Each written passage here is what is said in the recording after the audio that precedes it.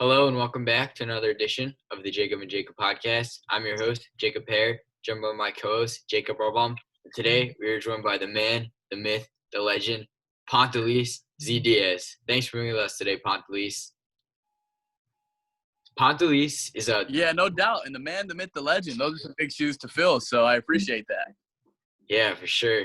Pantelis is the hype man and a basketball player at DePaul, and you may know him for his bench celebrations and other various things he's done throughout the college basketball season last year and the year before. But Pantelis, were you always the hype man just in high school and AAU, and did that follow you to DePaul, or that's something that you picked up at DePaul?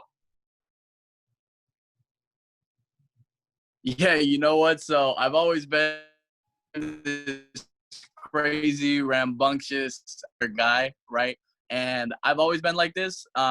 Going forth and dating back to when I was a kid. You know what I mean? I was a kid and I was playing with my little tight soup and I had my little basketball and I was always bringing the energy and I was a handful for my parents. And trust me, they'll testify to that because I was a handful. But yeah, going into high school hoops, I was the same way. You know, I played more in high school, of course, actually seeing court time than I do now. But when I wasn't playing, I was on that bench clapping, cheering, you know what I mean, doing whatever I can.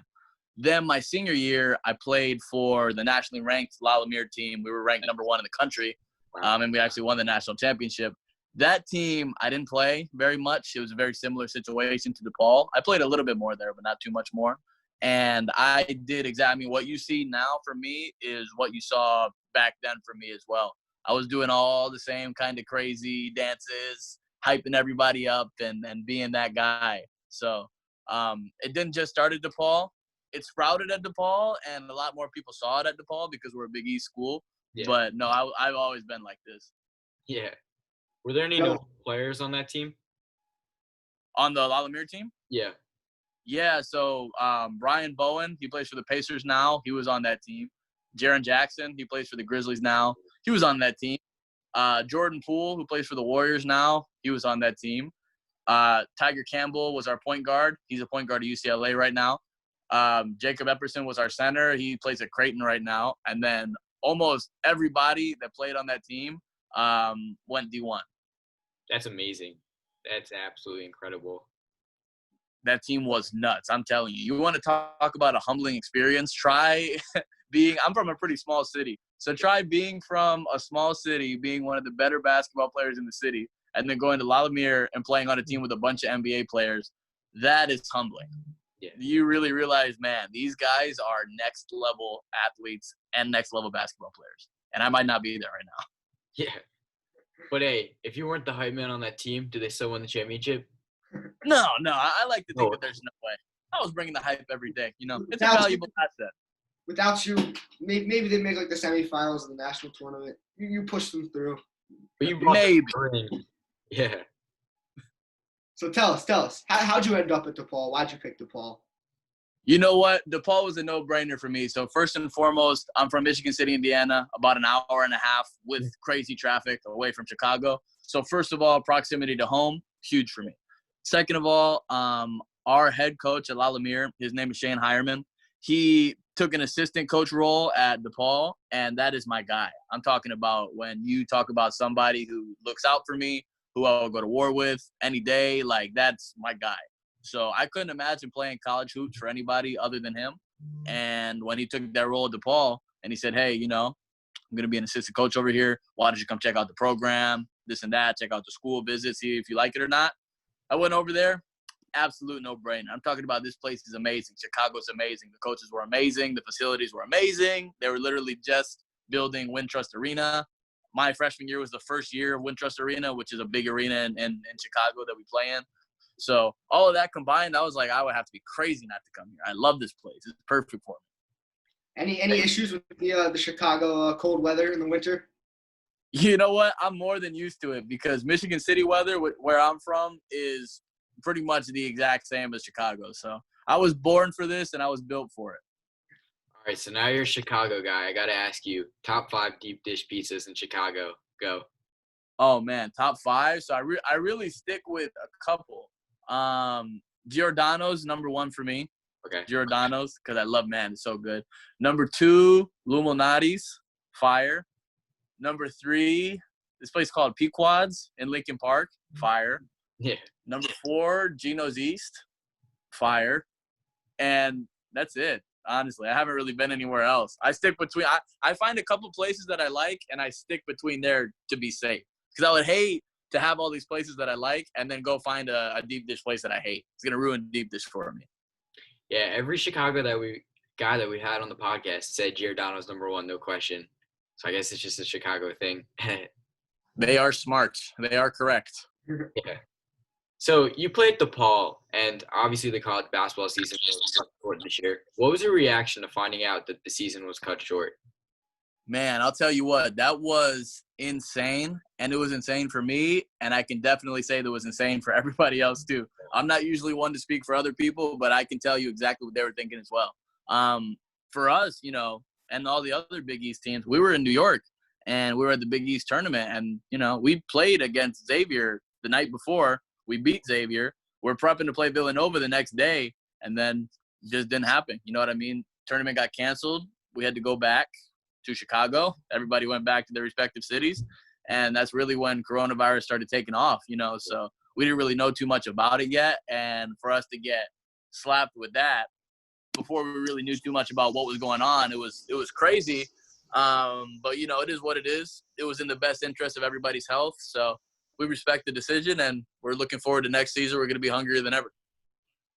Yeah, that leads right into our next question. What are your senior season coming up at DePaul? What are you most excited for, especially after being cut short? Obviously, you must be pretty amped up to get it going. Yeah. You know what? I'm excited to compete, number 1, because we haven't really been able to compete. I've been at home. I have a little basketball hoop outside, so I've been getting my workouts in. I've been getting my shots up and whatnot, running around the neighborhood doing my push-ups. But I haven't really been able to compete, really get out there. And that's what a lot of us college basketball players and sports people and, just competitors across the globe, we love to compete. So when that's taken away from us, it's like, oh, man. So I'm looking forward to that. I'm looking forward to seeing my teammates again because, you know what I mean? Being a college athlete, you're around your teammates all the time. Like, when you're with them all the time, you form that brotherhood. And it's like, man, this is like my family. So it's like I'm not with my family all the time. So it's crazy. Yeah. But, I would definitely say that. And then just, trying to be the best team that we can be. We got a lot of great recruits coming in this year. I think that we really have a shot at everything. You know what I mean? There's no reason why we can't be the best team. There's no reason why we can't push ourselves to our maximum potential. So we're looking forward to seeing what we can do this year. We're going to work our tails off. So tell us a little bit about a daily schedule of a D1 athlete at DePaul. Yeah, no doubt. I love this question.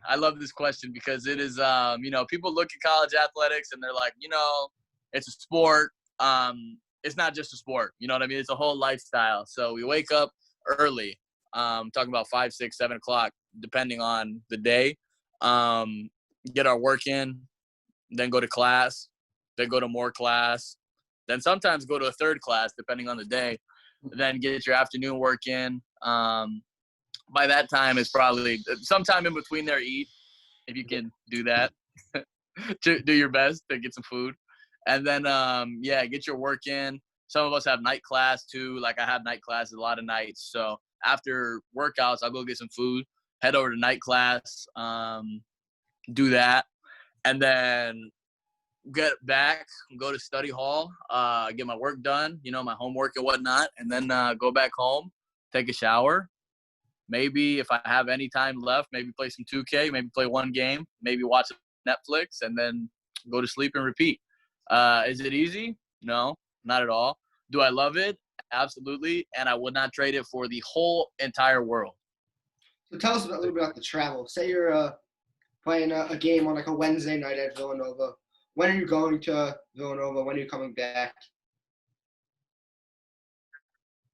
Yeah. So we have a game on Wednesday. Then we would get over there probably Tuesday night, usually either Tuesday evening, Tuesday night. And then normally we'll stay the night before, get our practice in. And then the next day, go through our routine, eat breakfast, shoot around, go back to the hotel, eat lunch, eat dinner, go out there, shoot around before the game, and then play.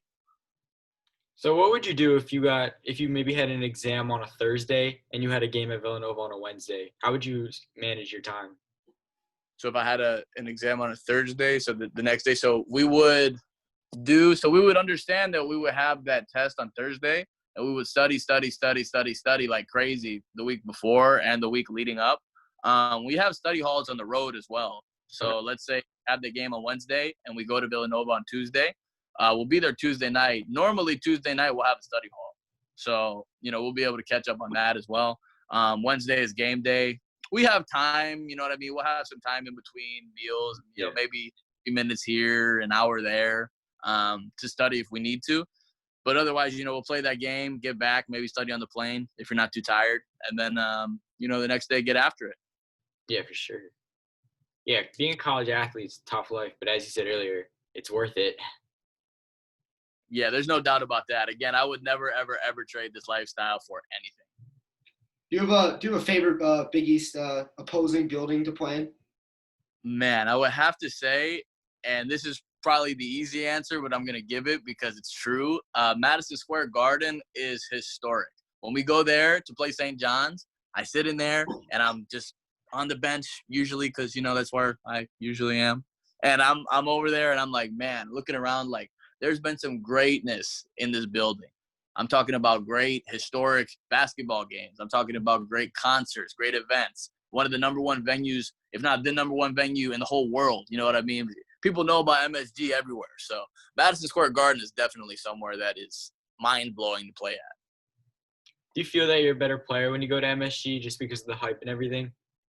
You know what? It definitely hypes me up. I don't think that I'm as hyped up anywhere than Wintrust Arena in Chicago, our home court, because we just have so many fans that I look around and I'm like, man, this is killer. You know what I mean? Like all these people came over here to see us play.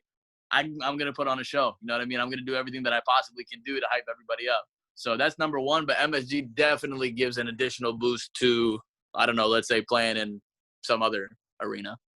Yeah. So we got one last question before we wrap it up. Do you have any special crazy celebrations you're gonna be pulling out this season? I can't tell you. It's gonna be a secret, but just know that we have plenty of time in the quarantine, which means I had plenty of time to think. And you can expect some fire next season. That's what I will say. You can expect some fire. Yeah, that's what we want to hear. Check him out next season on DePaul, and make sure you see his bench celebrations next season when DePaul wins the Big East. Yes, sir. I'll be out there. You can see me, number 35, with crazy hair. Yeah. So that's all we have for you today. Thanks for joining us, Pantelis, and we look forward to seeing you next season. Yeah, my pleasure, man. This is a great podcast. Thanks so much for having me on. Everybody be sure to tune in every week. I don't know if you guys do this weekly or how often, but tune in because these are great guys. So I appreciate it, and have a great day. Thank you so much. Really appreciate that.